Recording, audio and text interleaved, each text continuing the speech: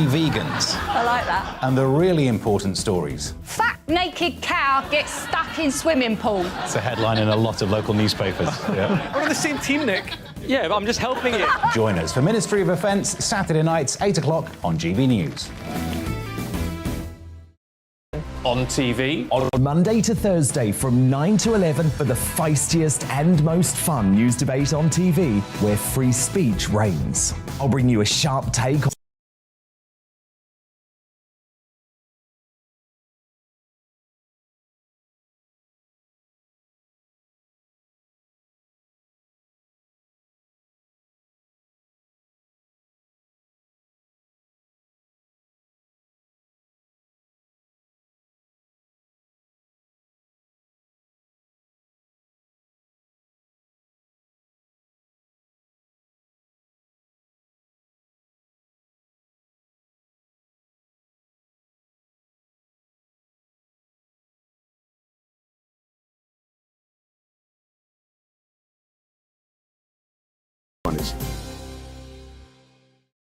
Join us for Ministry of Offence, the comedy panel show that's just like the news, in that the left fights the right and it doesn't really seem to matter who wins. We cover the big stories. It was in fact a troop of baboons and not angry vegans. I like that. And the really important stories. Fat naked cow gets stuck in swimming pool. It's a headline in a lot of local newspapers. Yeah. We're on the same team, Nick. Yeah, but I'm just helping you. Join us for Ministry of Offence, Saturday nights, 8 o'clock on GBNews. I'm Dan Wootton. Join me Monday to Thursday from 9 to 11 for the feistiest and most fun news debate on TV, where free speech reigns. I'll bring you a sharp take on the day's biggest stories, bombshell newsmaker interviews, and A-list guests. And I guarantee you, no spin, no bias, no censorship, and no reason to go to bed. That's Dan Wootton tonight, Monday to Thursdays from 9 on GB News.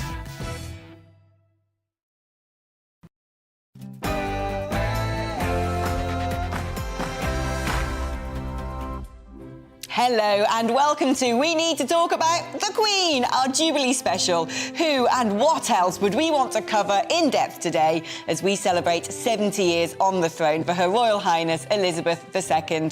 As well as the latest on the celebrations, do we have a majestic show lined up for you?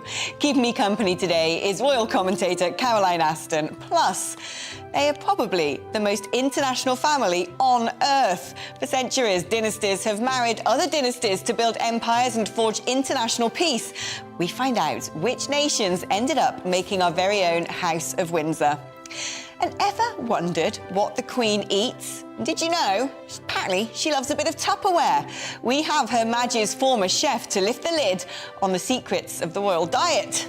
And I bet there's a lot you don't know about the royals. We have the nation's quizmaster to celebrate platitubes with our Right Royal Quiz. Who doesn't love a spot of bank holiday trivia? Settle down, pour a glass of bubbly, or put the kettle on as we bring you the best of British over the next hour. First, though, it's the GB News headlines.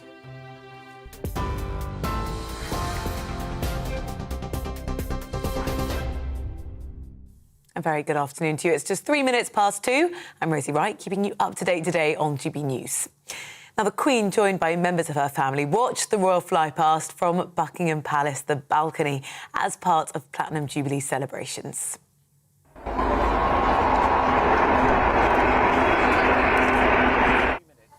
Royal Air Force jets flew in the formation of the number 70 to mark the number of years of Her Majesty's reign. The famous Red Arrows also took part in the display, streaming the Union flag colours above Buckingham Palace. Royal gun salutes are also taking place across the UK as part of the celebrations.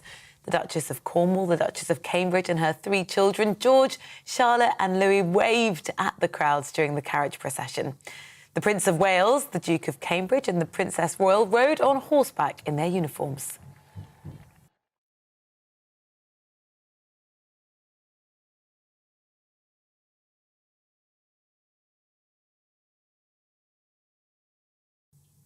Police have arrested several protesters who entered the ceremonial route on the Mall ahead of Trooping of the Colour in central London. Well, Animal Rebellion demonstrators were dragged out of the way by police as a military band marched along the path at around 10 a.m. The Metropolitan Police is also warning the Platinum Jubilee viewing areas are full and anyone now arriving will be unable to enter. Well, the Met Assistant Commissioner Louisa Rolfe says the force is working hard to give people a safe and fun day in the capital. This is a huge operation for the Met. Many thousands of police officers working with partners from government, from the local authority, the event organisers, to ensure that everyone coming can enjoy a really safe and secure event. More than 1,000 people have been honoured in the Queen's Jubilee Honours List. Medical staff who worked through the pandemic are among them, including the NHS Director, Professor Stephen Powis, who'll be made a knight, and the Chief Nursing Officer, Ruth May, will be made a dame. The actor Damian Lewis has been made a CBE, and the crime writer Ian Rankin has been knighted on the Queen's Birthday Honours List. Former Northern Ireland First Minister and GBNews presenter Arlene Foster has been made a dame. Well, of course, this is a personal honour and I'm really delighted with it, but I hope it will be reflected back on the people of Fermanagh and South Tyrone who give me such support when I was their member. And indeed, as I say, as the first female First Minister, it's wonderful to have this acknowledgement. In some other news now, emergency doctors are warning there is no give in the system as they expect extra pressure over the bank holiday weekend. Well, the Society for Acute Medicine says longer ambulance waits and long stays in emergency departments are expected over the 4-day break. NHS bosses are advising people to use services wisely and call 111 for non-urgent medical needs. The average price of petrol rose by 11 pence in May. That's the second largest monthly increase ever seen. RAC Fuel Watch found that a litre of unleaded rose to 174 pence, just above that by the end of last month. Well, this increase comes despite the 5 pence per litre duty cut, which the Chancellor introduced in May. The actor Johnny Depp says he feels like he's got his life back after winning his defamation lawsuit against his ex-wife Amber Heard. Do you find that Mr. Depp has proven all the elements of defamation? Answer, yes. Well, the jury unanimously found that she'd acted with malice in a 2018 article in which she claimed she was a victim of sexual violence. Johnny Depp was not in court to hear it. He was in Newcastle when it emerged he'd been awarded £12 million worth of damages. Amber Heard was separately awarded £1.6 million after jurors found that Mr. Depp's lawyer defamed her when he called her abuse claims a hoax. This is GB News, of course, a special day of programming for you here, and I'll bring you more news as it happens. Let's go back to Alex for We Need to Talk About.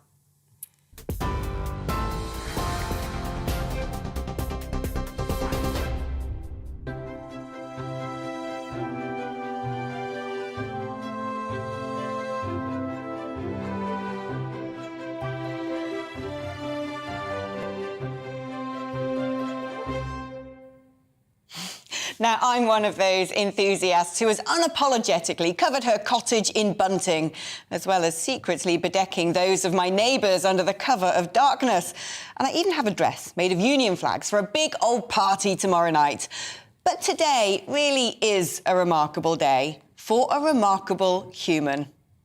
Elizabeth II is the longest-lived and longest-reigning British monarch, the longest-serving female head of state, the oldest-living and longest-reigning current monarch, and the oldest and longest-serving incumbent head of state. And she is adored the world over, admired for her stoicism, her grace, and her poise.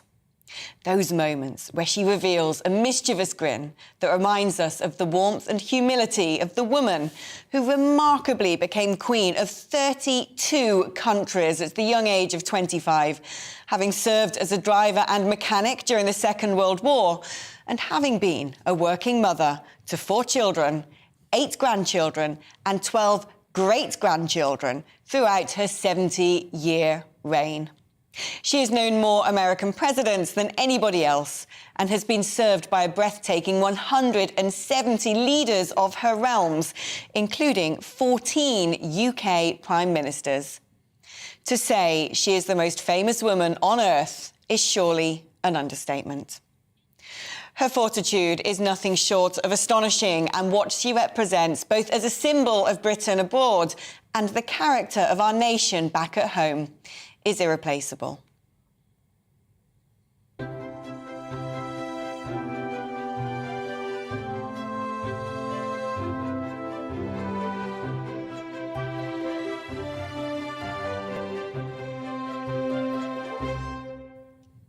Well, the Mall has been packed today as people streamed into central London for the Queen's Platinum Jubilee celebrations. And here's what a few of the revellers GBNews caught up with had to say about our wonderful Queen's reign. Done an amazing job, absolutely. Who else would want to do that for 70 years? Just magnificent. It was.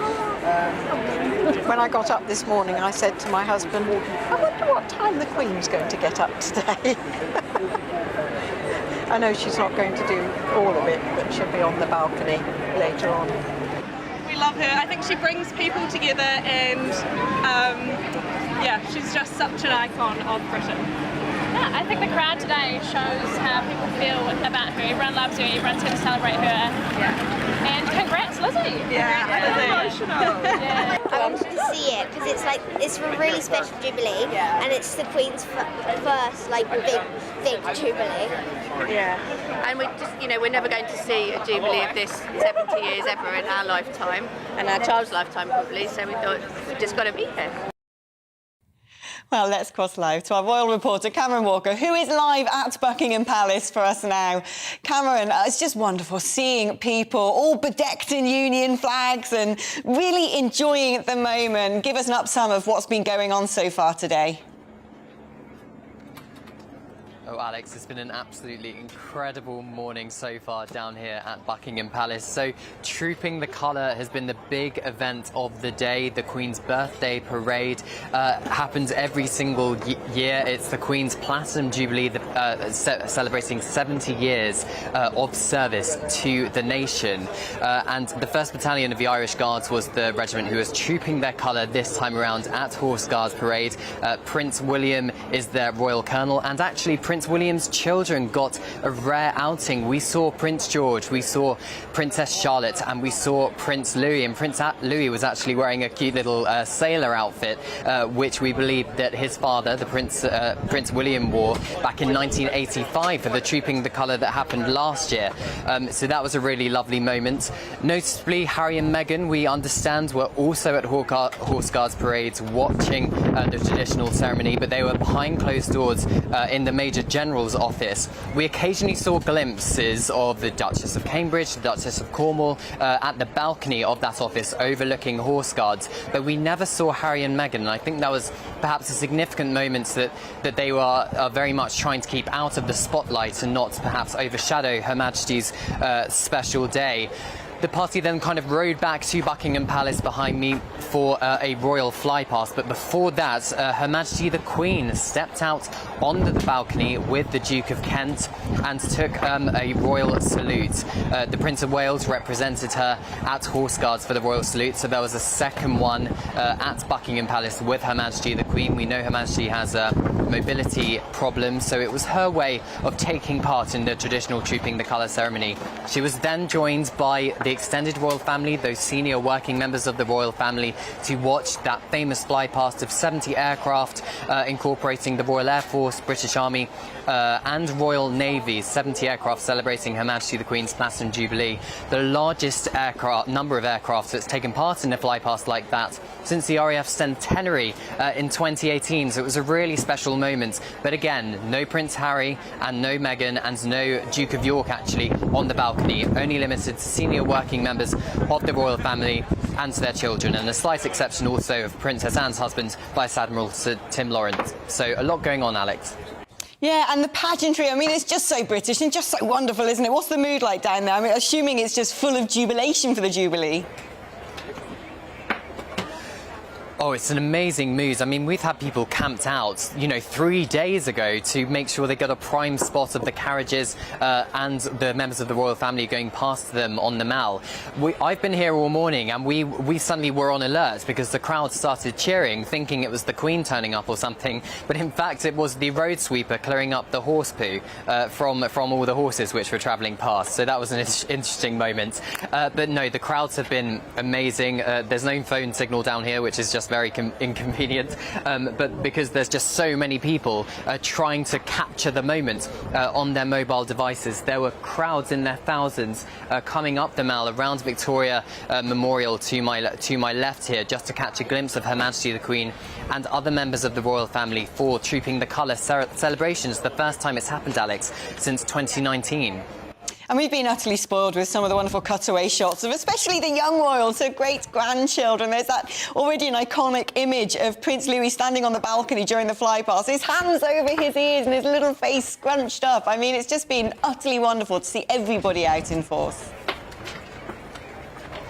Yeah, they're so cute. Prince George, of course, the future heir to the throne, Princess Charlotte and Prince Louis. It's just been incredible moments of them on the balcony. They're, of course, very young, and so trying to sit through a whole Trooping the Colour ceremony is really kind of, you know, perhaps difficult for them, but they're very well behaved from my understanding and from my point of view. There was at one point at Trooping the Colour where Princess Charlotte actually kind of almost appeared to smack her younger brother Prince Louis's hands down because I think he was waving or something. So there's clearly a bit of a sibling rivalry going on within the House of Cambridge, Alex. But overall, no family dramas and very much celebrating and appearing in the moments for Her Majesty the Queen's Platinum Jubilee celebrations.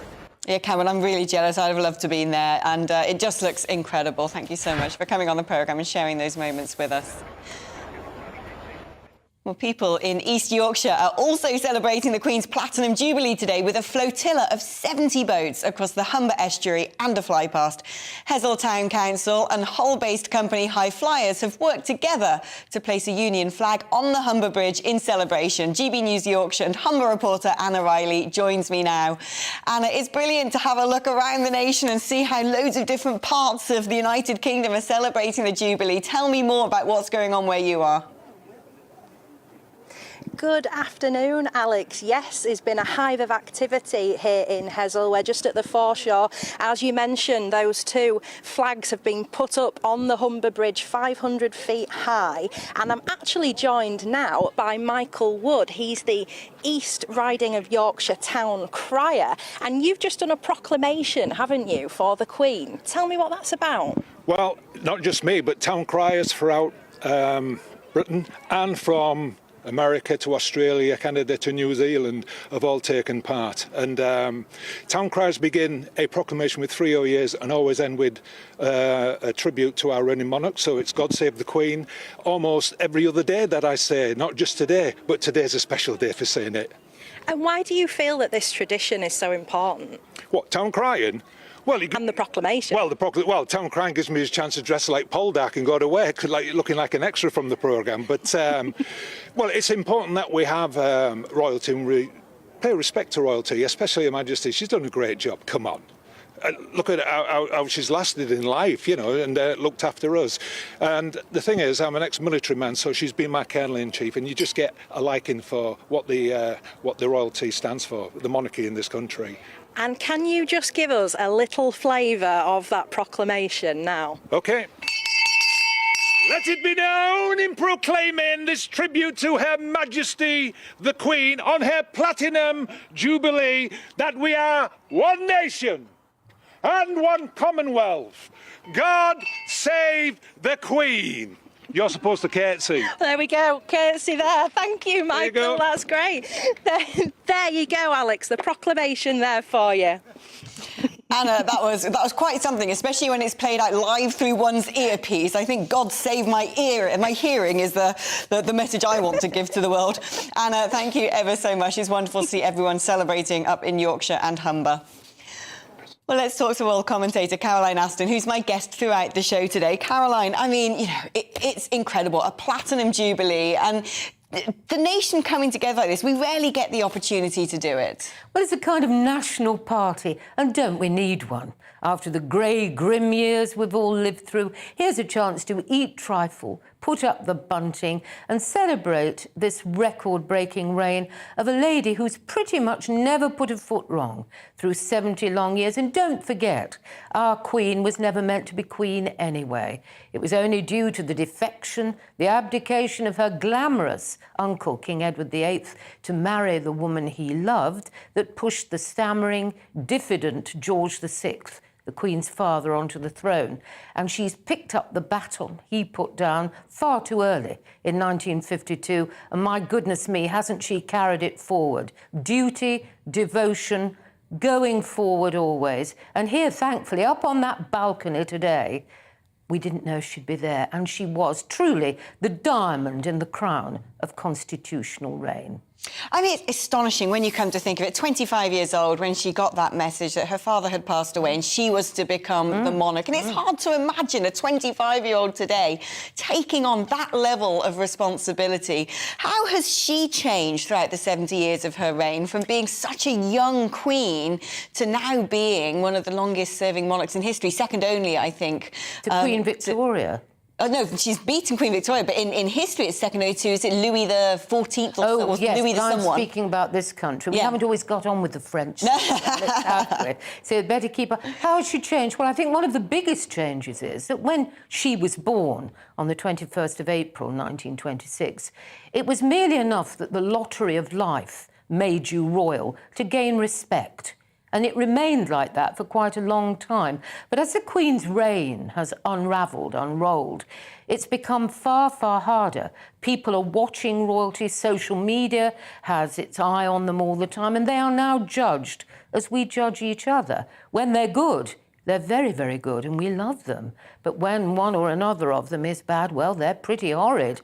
And there are waves of anti-monarchism sometimes. I'm not saying republicanism. There is a strand of that, but anti-monarchism isn't quite the same thing. But when they get it right, and I don't think personally the Queen's ever really got it wrong, we love them, and you can see that today. So many people out there who've travelled from all over. On my journey here this morning, I saw Union Jack trainers and backpacks and those weeby wobblers on people's heads. My goodness me, the level of Union Jackery was quite overwhelming.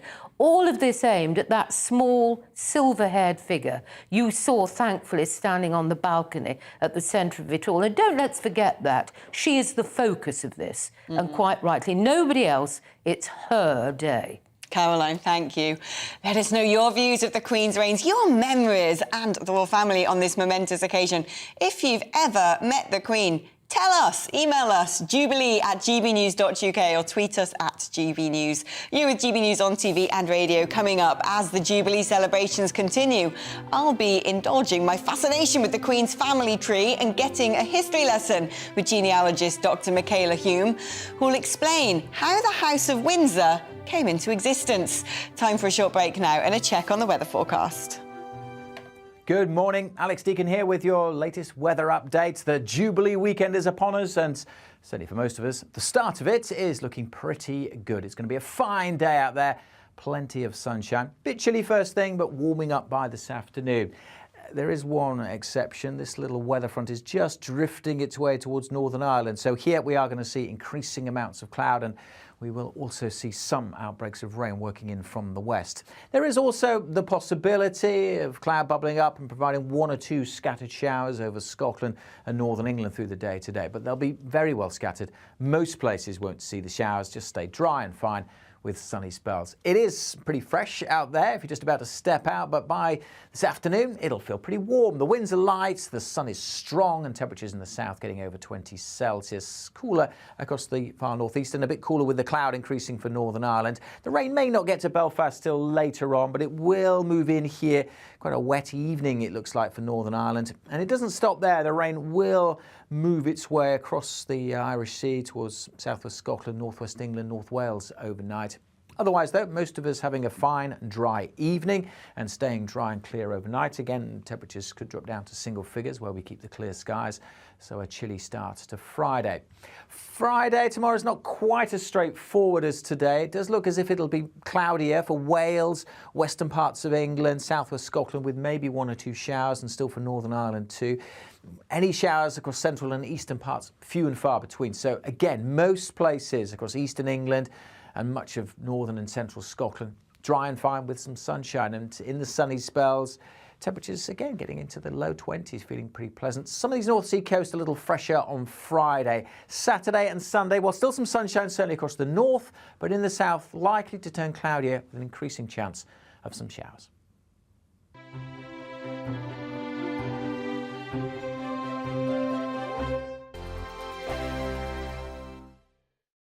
We are GB News. We're right across this great nation. On TV. On radio. On digital. Absolutely everywhere. We don't talk down to you. We embrace all voices. With honest and civilised conversation. We're not part of the establishment. We're one of you. And we're only getting... And civilised conversation. We're not part of the establishment. We're one of you. And we're only getting started. Join us on GB News, The People's Channel. Britain's news channel. Every morning from 6 o'clock, we'll wake you up with GB News Breakfast with all the stories you didn't know from the night before. So whether it's serious news, entertainment, or your own views from all over our great nation, we're here to kick off your day with a smile. The national media should be reflecting and reporting what's happening here. You will notice the northwestern accents. Whether you're with us on TV, radio, or online, every morning, it's breakfast from 6 a.m. Hope you can join us. Join us for Ministry of Offence, the comedy panel show that's just like the news, in that the left fights the right and it doesn't really seem to matter who wins. We cover the big stories. It was in fact a troop of baboons and not angry vegans. I like that. And the really important stories. Fat naked cow gets stuck in swimming pool. It's a headline in a lot of local newspapers. Yeah. We're on the same team, Nick. Yeah, but I'm just helping you. Join us for Ministry of Offence, Saturday nights, 8 o'clock on GB News. I'm Dan Wootton. Join me Monday to Thursday from 9 to 11 for the feistiest and most fun news debate on TV, where free speech reigns. I'll bring you a sharp take on the day's biggest stories, bombshell newsmaker interviews, and A-list guests. And I guarantee you, no spin, no bias, no censorship, and no reason to go to bed. That's Dan Wootton tonight.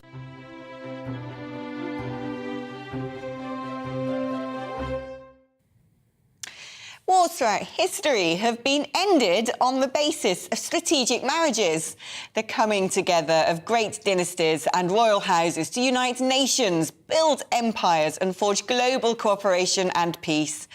Well, our royal family is certainly no different. From the Anglo-Saxons to William the Conqueror, heralding from Vikings who settled in France, only to come and invade England in 1066 to become king. The marriage of Mary I to Philip of the Habsburg Empire, King of Spain, Portugal, Naples, Sicily and 17 provinces in the Netherlands. Henry VIII's 6 marriages to the Queen's own union, to Philip Mountbatten, Prince of Greece and Denmark. Finding a country not interwoven with the House of Windsor actually becomes quite hard. A family that's reigned for 1,200 years, over 37 generations, today boasts Moorish, Indo-European and even African roots. Well, joining me now on the show is genealogist and 19th century historian at the University of Birmingham, Dr. Michaela Hume. Michaela, I'm fascinated by genealogy, and when you look back through the long history of our royal family, one of the only ones who haven't had their heads chopped off, it is incredible. It maps the interwoven histories of so many countries. Can you give us an oversight of some of the countries involved in the makeup of our current royals? Oh, it's absolutely massive. I mean, if we think about Queen Victoria had 9 children, and 8 of her children were all married into royal families from around the world. So, yeah, so our royal ancestry is spread far, far and wide. I mean, if we look at Albert and Victoria, for example, arguably they are German, more German than they are English, and that obviously filters down quite a bit. Yes, so we have definitely spread our royal roots throughout the world. And what are some of the more sort of niche nations involved in the complexion of the royal family throughout history? Yeah, so there are some, I suppose, more obscure nations that you wouldn't think about. I mean, if we look at, for example, the Queen herself, let's look at Prince Philip. I don't think many people would have thought, you know, he's got sort of Greek in him. So yeah, so there are some more obscure ones, but I think if we look at the Windsors themselves, then I suppose German blood would be the strongest throughout those. So if they took a DNA test, if the Queen took one, then definitely that German DNA would be in there, and it would be very strong. I mean, as a nation, you know, you can trace our roots back, the Angles, the Saxons, the Norsemen coming over, Vikings, intermarrying with incredible nations around the world. And apparently, hasn't the royal family even got Moorish heritage? Apparently so, yeah. I must admit, if you are doing your family tree, it's very difficult if you are working class to actually do your family tree past a certain point. So I think a lot of us half hope we have royalty in our DNA, in our family tree, because it is a lot more easier to trace. But yeah, apparently so. And I think, you know, there are suggestions that some of the royal family have married, as you've rightly said, into some more, I suppose, places that we wouldn't naturally think of that the royal family would marry into. And that's great. I mean, you know, I think if we all do DNA tests, none of us are 100% British. I've yet to find anybody who's, you know, 100% British. Generally, we're all made up of different countries, which is fantastic. Michaela Hume, genealogist and 19th century historian, thank you ever so much. Well, let's talk to Caroline Aston, who's a royal commentator and my presenter friend for the show today. You know, sometimes when you look at certain royals, you can see a little bit of the old Tsarists in them. I can't remember which one it is. It's one of the dukes, I think. To me, looks a bit like Tsar Nicholas. I think you're talking about Prince Michael of Kent. Yes, I think it is. Who could actually, you're right, be a celebrity double if the Tsar was still around. You're quite right. But I think it's amazing. Queen Victoria and Prince Albert were a two-person gynecological assembly line, 9 children between 1840 and 1857. And if you'd have put her family on the balcony at the time of the Golden or Diamond Jubilee, well, the balcony would probably have dropped off the front of Buckingham Palace through sheer weight. Yes, and some of the attitudes of the descendants have come down. Our Queen is very much influenced in the way she's done the job, of course, by her grandmother, Queen Mary, that stately figure whose nickname was the Jungfrau, after that icy mountain, because it was said when Queen Mary, with a fender of diamonds on her head and upholstered in ice blue satin, approached you, well, it really was like being attacked by a small alpine mountain coming towards you, yes. But a Queen's appearance, we were talking about that earlier, Alex, when we were just talking together. And I think, you know, the Queen's appearance over the years has actually become really rather wonderful. Some of the early outfits we see her in at the beginning of her reign, 1952 onwards, have a slightly mumsy look about them, except in, of course, that wonderful wedding gown of hers. She shimmered. 10,000 pearls were used to embroider that wonderful dress. And of course, the Norman Hartnell coronation gown that she wore when she was crowned 69 years ago today. And I think it's lovely that he included a tiny 4-leafed clover in the seam at the side so that she could touch it for luck if she got sort of overwhelmed by everything. And now, of course, we see the Angela Kelly-styled monarch, don't we? Those jewel colours, the hats, the beautiful coat and dress ensembles. And the Queen, I think, at 96, looks totally comfortable in her skin and in her clothes. She shines. And who could forget that figure of hers the other day, opening the Elizabeth line in sunshine yellow, and with the Ukrainian colours, really, if you think about it. Indeed. Fabulous. She's an icon. She really is. Caroline, thank you ever so much. You're with GB News on TV and DAB Radio. Coming up, we'll be going inside the royal palaces as we speak to a former royal chef about the tastes and dislikes of Her Majesty. Now, though, it's time for a check on the news headlines.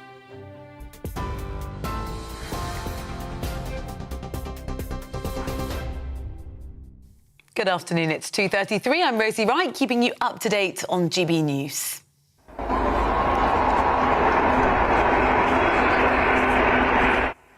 The Queen, joined by members of her family, watched the royal flypast from the Buckingham Palace balcony as part of Platinum Jubilee celebrations. Royal Air Force jets flew in the formation of the number 70 to mark the number of years of Her Majesty's reign. The famous Red Arrows also took part in the display, streaming the Union flag colours above Buckingham Palace. Royal gun salutes are also taking place across the UK as part of celebrations. Well, police have arrested several protesters who entered the ceremonial route of the mall ahead of the trooping of the colour in central London. Animal rebellion demonstrators were dragged out of the way by police as a military band marched along the path at around 10:10. Over 1,000 people have been recognised in the Queen's Jubilee Honours List. They include the NHS Director, Professor Stephen Powis, who'll be made a Knight, and Chief Nursing Officer Ruth May will be made a Dame. The actor Damien Lewis has been made a CBE, and the Scottish crime writer Ian Rankin has been knighted. Well, the former Northern Ireland First Minister and GB News presenter Arlene Foster has also been made a Dame. The Society for Acute Medicine says longer ambulance waits and long stays in emergency departments are expected over the 4-day break. Emergency doctors are warning there's no give in the system as they expect extra pressure over the bank holiday weekend. To Ukraine now, and President Zelensky says Russia now occupies a fifth of the country's territory. The Ukrainian leader says 100 people are dying every day in fighting in the east of the country. It says British military intelligence says Russia has control of the most strategically important city of Severodonetsk. TV, online and DAB+ radio, this is GB News.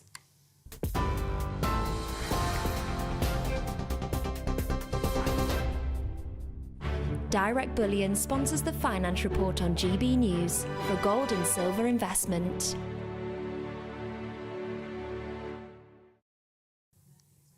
Here's a quick snapshot of today's markets. The pound is 1.255 to the dollar.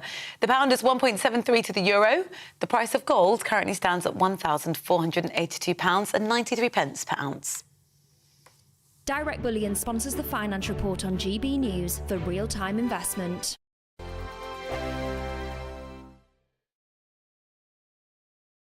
We are GB News. We're right across this great nation. On TV, On radio, on digital. Absolutely everywhere. We don't talk down to you. We embrace all voices. With honest and civilised conversation. We're not part of the establishment. We're one of you. And we're only getting started. Join us on GB News, The People's Channel. Britain's news channel. Every morning from 6 o'clock, we'll wake you up with GB News Breakfast with all the stories you didn't know from the night before. So whether it's serious news, entertainment, or your own views from all over our great nation, we're here to kick off your day with a smile. The national media should be reflecting and reporting what's happening here. You will notice the northwestern accents. Whether you're with us on TV, radio, or online, every morning, it's breakfast from 6 a.m. Hope you can join us. Join us for Ministry of Offence, the comedy panel show that's just like the news, in that the left fights the right and it doesn't really seem to matter who wins. We cover the big stories. It was in fact a troop of baboons and not angry vegans. I like that. And the really important stories. Fat naked cow gets stuck in swimming pool. It's a headline in a lot of local newspapers. Yeah. we're on the same team, Nick. Yeah, but I'm just helping you. Join us for Ministry of Offence, Saturday nights, 8 o'clock on GB News. I'm Dan Wootton. Join me Monday to Thursday from 9 to 11 for the feistiest and most fun news debate on TV, where free speech reigns. I'll bring you a sharp take on the day's biggest stories, bombshell newsmaker interviews, and A-list guests. And I guarantee you, no spin, no bias, no censorship, and no reason to go to bed. That's Dan Wootton tonight, Monday to Thursdays from 9 on GB News.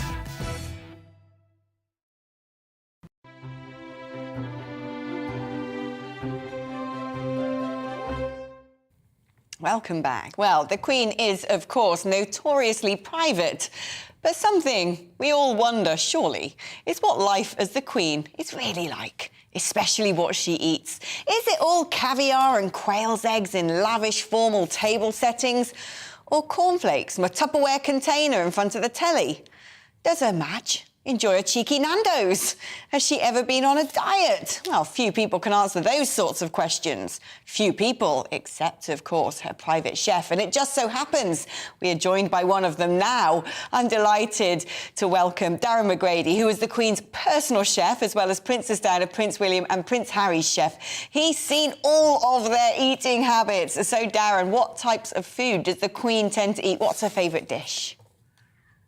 You know, the Queen loves chocolate. She loves game, anything from her estate. So any venison, any salmon, Even the fruits, the apples from Sandringham, the peaches from Windsor, the Queen absolutely adores those and loves having all of those on the menu. But she loves chocolate more than anything, dark chocolate. So anything during my 11 years working in the royal kitchens at Buckingham Palace that I put on the menu that had dark chocolate in, the Queen made sure she passed. And does it tend to be a very traditional British menu that she enjoys? Or do you get to experiment with a little bit of, empire flavours, if you will, a bit of curry from time to time? Curry, no, absolutely not. The Queen doesn't like strong flavours. In fact, the Queen's not a real foodie. She just eats to live rather than lives to eat. And so trying to put a new dish on the menu, a new recipe, was really tough. You actually had to send the recipe up to the Queen so she could look at it and say, no, I don't want that, or yes, please, I'll take that. One day I sent up a strawberry dish called Veiled Farmer's Daughter, and I forgot to send the recipe. I got a note back from the Queen saying, who or what are the Veiled Farmer's Daughters? I've read somewhere that the Queen, she's quite prudent, really, and quite normal in her day-to-day habits and doesn't mind using a bit of Tupperware from time to time. Absolutely, yeah. I remember one chef sent up some smoked salmon and scrambled eggs, made a whole lemon, decorated it, made it look beautiful. The Queen took a little squeeze onto her smoked salmon and sent the lemon back to the kitchen and said, I'm sure the chefs can use this for something else. But you're right about the Tupperware. The Tupperware is true. The Queen will start the day, even today, she would have started this morning, with some cereals for breakfast with some coffee in a room, and she pours them herself. The maid brings in some milk, and it's just sort of a frugal, almost normal way to start the day. And is it all sort of lavish table setting, ceremony, pomp and circumstance when she sits down, or is it more a case of, a meal on the lap in front of the telly? Well, I think it varies. There's no sort of normal day when you're a royal chef at Buckingham Palace. One day is a state banquet for 150 people, kings, queens and presidents, and you're serving lobster and foie gras and caviar. And the next day, the Queen's on her own in the sitting room with a little grilled fish, some salad and a little fruit. And has she ever been on a diet? Has she ever been on one of these fad diets to lose some weight? Does she like a bit of keto? Has she done the cabbage soup diet? In the 11 years I was there, no diets at all. And I couldn't understand, 4 meals a day, breakfast, lunch, afternoon tea and dinner. But the Queen is so disciplined. You send a cake up for afternoon tea, a whole chocolate cake. She'll take the tiniest slice and it goes back to the kitchen. I'd have it in the sideboard there and I'd be eating slice after slice. Darren, I could talk to you all day, honestly, and at some point I really want to get some of your recipes, because if it's fit for the Queen, surely it's fit for the rest of us. Darren McGrady, who's the former personal chef to the Queen, giving us some insights into the royal diet there. Caroline, we were just discussing, weren't we, during the advert break, and you said to me what Darren just said. She loves chocolate. She absolutely adores it. She's a chocoholic. And also, of course, there's the famous cocktail that she used to revel in with her mother, the Queen Mother, and her sister, Princess Margaret, the famous gin and Dubonnet cocktail. Dubonnet, a kind of fortified herbal wine with some jolly good gin mixed with it. They liked a couple of those. And the Queen likes a glass of champagne as well. But, I love an early morning cup of tea in bed. And so does the Queen. And for many years, her old nursery nurse, Bobo MacDonald, would always wake the Queen with a tea tray, apart from one day of the year, Alex. And that was the day of the year that was Bobo MacDonald's birthday, when the Queen would wake her with a cup of tea on a tray, which I think is rather lovely. What a lovely story. I mean, you see that royal stamp of approval on lots of products, don't you? Of course, Prince Charles' estate is famous now, the duchy growing lots and lots of organic produce, and you don't have to look far on a supermarket shelf to see a royal crest on certain products. The Royal Warrant, yes, which is a very, closely guarded honour.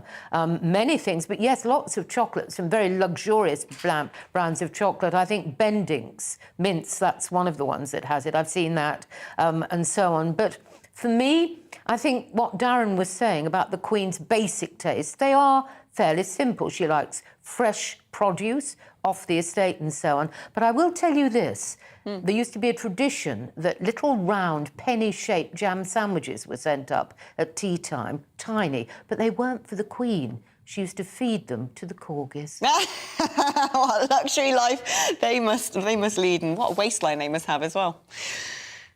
Now, we're a funny folk, aren't we Brits? Not only do we insist on keeping a tradition that a family by birthright runs the country when most nations beheaded theirs a long time ago, we also love nothing more than doing exams for fun. That's right. Believe me, other countries do not do pub quizzes. It's an us thing. Well, newspapers, village halls and pubs the nation over will be heaving with questions this bank holiday weekend. Because what's better when basking in sunshine or dodging the drizzle than getting involved with some competitive trivia, pens at the ready and no cheating because it's bad for the soul. It's time for our Right Royal Quiz.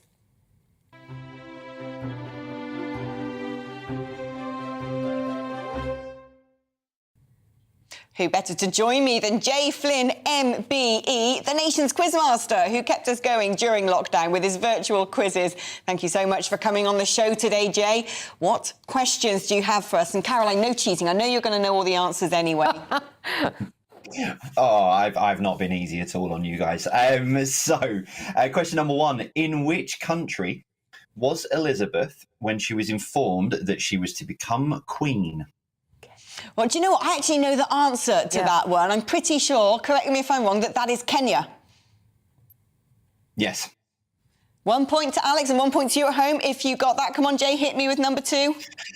So, number two, an easy one, this one. Which date did Elizabeth ascend to the throne? On which date did Elizabeth ascend to the throne? Now, is that the coronation or is that... Oh, I'm being whispered the answer. I'm being cheated. I understand it's bad for the soul. Caroline, stop distracting me. 7th of February? 6th of February. The voices in my head say to me. Yeah, 6th of February, 1952. I wouldn't have got that one, I must admit. I hope you at home are doing better than me. 1 out of 2 so far. Question 3. Question 3. Who was Prime Minister when Queen Elizabeth II took to the throne? Ooh, who was Prime Minister? I don't know.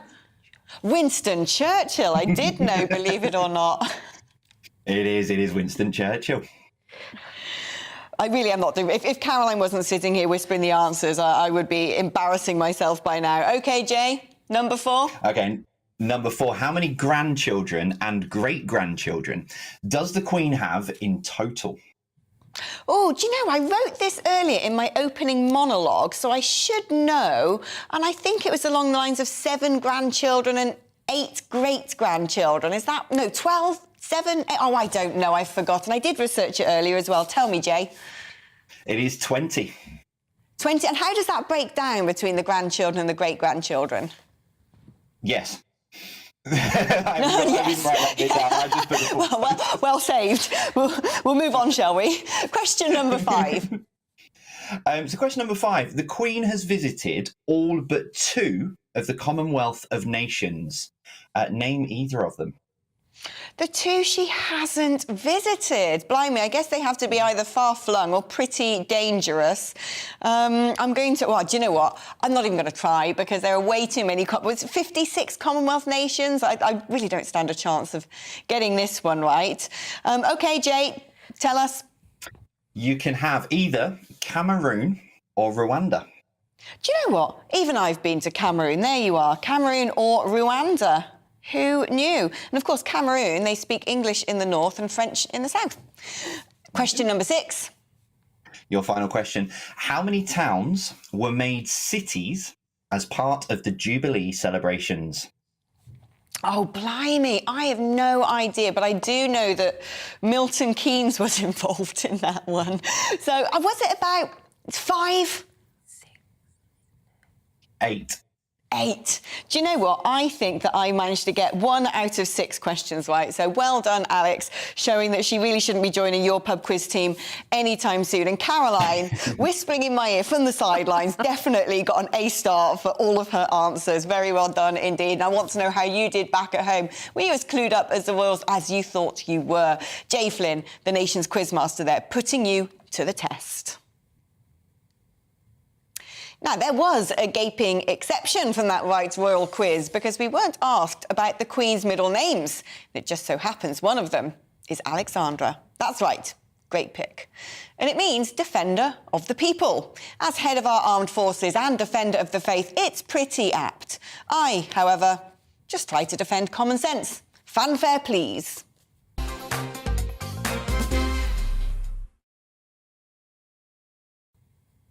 Now, if you haven't watched the incredible footage shot by the royal family over the decades on home video, gifted to the nation by the Queen, oh, you must.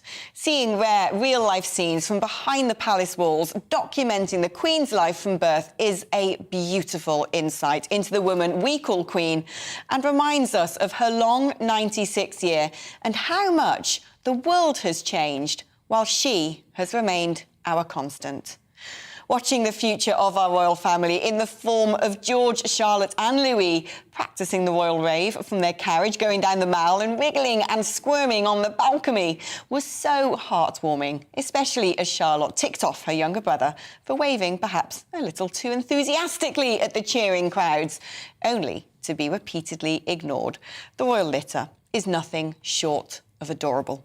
And it reminds us all that the royal family are both real people in a real family and representative of the family of the Queen's realms and gives us light and hope of the longevity of both our history and our future for many more decades to come. Now, as well as being a kick-ass queen, she is, of course, also a grandmother and great-grandmother. And she wouldn't be the beloved superhuman celebrated the world over were it not for her values. The importance of family has always been championed by the Queen through good and bad. And I find it heartwarming that Her Majesty sent a car and private security to collect Harry, Meghan and their children from the airport after her grandson bemoaned about not having taxpayer-funded protection. And apparently the Queen will likely miss the Epsom Derby, an occasion she cherishes, to spend time celebrating the birthday of her great-granddaughter Lilibet on the 4th of June. Leading by example is exactly what the Queen has done for 70 years.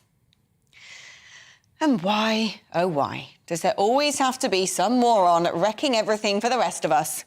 Animal Rebellion, the rabid vegan offshoot of Extinction Rebellion, vaulted a fence to protest a trooping of the colour this morning about royal land or something. Well, if there's one thing that we know the royals love, it's a good hunt and wasting nothing that they shoot. And with thousands of troops there to salute and serve the Queen, it's perhaps lucky for a few unwashed weirdos that barbecued swampy isn't going to be on the Balmoral menu this season. Caroline, how do we wrap up the day so far? The events that have taken place, the Queen, what we've spoken about. What things are you itching to share with the nation? I just feel it's totally amazing that she appears looking as wonderful as she did today. Ever since October, we've had that steady drip feed that the Queen's health is suspect, the episodic bouts of mobility problems, and it's pretty obvious as her diary has been pruned and cut down, it's been to preserve her for this. Her stamina. Every time you see her, she lifts the nation's hearts because, of course, she's very much in the twilight of both her life and her reign. And I think you're seeing probably the last of the great old-style monarchs who've done the job, flown the flag, done as requested. And I'm reminded of that beautiful 21-year-old brunette Princess Elizabeth back in South Africa in 1947 on her 21st birthday, as I say, when she broadcast to the nation and promised to devote her life, however long or short it might be, to duty and service. Well, she has. And she's doing it today against all the odds, perhaps. And, you know, in the face of some quite controversial coverage about who's on balconies and who isn't and who should be there and who shouldn't, she sails serenely on. And that, for me, will be my memory of someone who's never let the side down, a very sure player. And if duty was an Olympic event, she'd win gold every time. Iconic. Iconic indeed. And it's interesting, isn't it, as a nation, we mark our periods in history by our monarchs, and this has been the second Elizabethan period, and a period which has probably had far more rapid social, industrial and technological and global change than any period before, and she has been the constant throughout that. If you were going to give her a moniker, a suffix after her Elizabeth, what would it be? The faithful. The faithful, the true, the devoted and the honest. She hasn't said a lot, the Christmas broadcasts, of course, but when she has spoken, at times of great national disaster or great national significance, we stop and listen. She measures her words, she speaks to us seemingly from her heart. And I think she is a treasure. I've said she's the jewel in our crown. And I, for one, watched Prince Charles opening Parliament in her stead. And in her place stood that glittering symbol of the monarchy, the imperial state crown. And it was as though I was looking at a row of teeth with the kingpin missing. We notice when she's not there, don't we? And all I can say is whatever time is left, long may she reign, happy, glorious, Gloriana, which was the name given to Elizabeth I. Well, Elizabeth II, too, should bear that title. Glorious, go for it, and drink her health. Caroline, I couldn't agree more. It's been wonderful having you here, sharing your inside information. You've been charming company, and please do come back again. Well, that's about all I've got time for today. Join me again for We Need to Talk About on GB News at the same time, 2 o'clock tomorrow. Coming up next, it's the briefing with Darren McCaffrey. First, it's time for the weather forecast, and God save the Queen.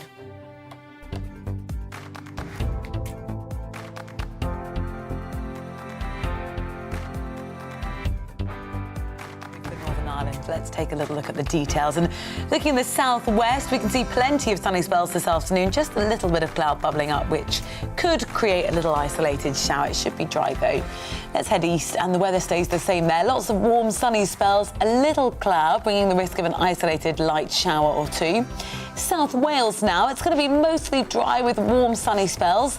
There will be some cloud there. Again, could be some isolated showers. Well, let's head towards the northwest of England.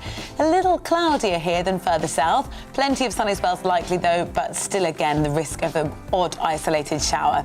Let's go to the Pennines, the northeast of England now, and it could rain even more a little bit here. The odd of a chance of a heavier shower also possible. Still mostly dry, though, with some sunny spells, and it's a similar picture as we move north across southern Scotland. It's going to be mostly dry with some sunny spells, but a few showers are likely, occasionally quite heavy, especially in the east. In Northern Ireland now, it's going to be mostly cloudy. Any of the best of the brighter spells are going to be in the east. There'll be outbreaks of locally heavy rain that will slowly edge eastwards throughout the day. Rain will slowly clear Northern Ireland and showers will develop over northern England. Elsewhere should stay dry. That's how the weather's shaping up today.